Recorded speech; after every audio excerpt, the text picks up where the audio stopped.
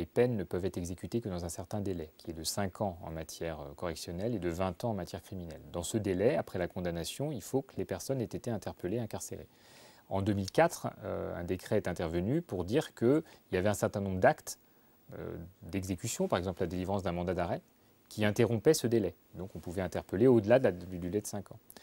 Sauf que ça a été pris par votre décret alors qu'il aurait fallu une loi. Cette loi est intervenue en réalité plus tard, en 2012. La question se pose pour tous ceux qui ont été incarcérés entre ces deux dates, entre 2004 et 2012, et ça représente plusieurs centaines de personnes.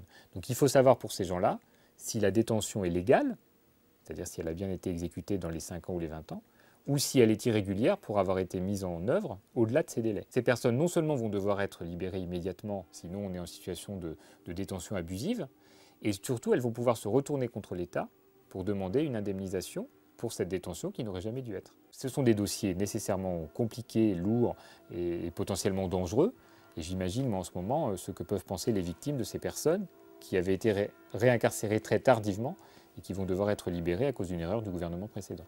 En 2012, la loi est modifiée, ce qui laisse à penser que le gouvernement avait intégré le problème qui était posé.